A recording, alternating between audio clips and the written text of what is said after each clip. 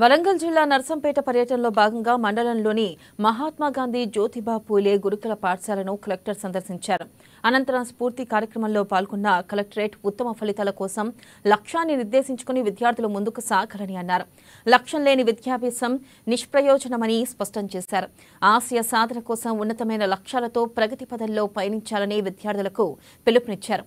వివిధ ప్రశ్నలు సంధిస్తూ విద్యార్థుల నుండి సమాధానం రాబడుతూ సత్యసారథ చేసిన ప్రసంగం అందరినీ అలరించింది. ఒక అమ్మాయికి వచ్చింది ఆల్రెడీ.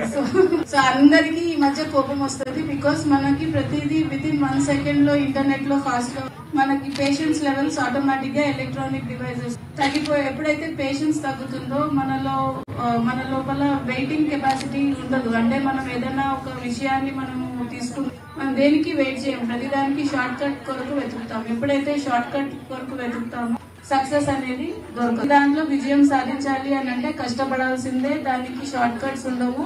ప్రతి పార్ట్ డిఫికల్ట్ గానే ఉంటుంది. అండ్ అది అచీవ్ చేయాలి అని అంటే పేషెన్స్ తోటి ఇంపాక్ట్ ఉంది మనకి ఈ పర్టికులర్ డివైస్ తోటి అని. బట్ దీంట్లో కూడా మంచిగా ఉంది. దీంట్లో కన్స్ట్రక్టివ్ గా మీరు నేర్చుకునే విషయాలు కూడా చాలా ఉంటాయి.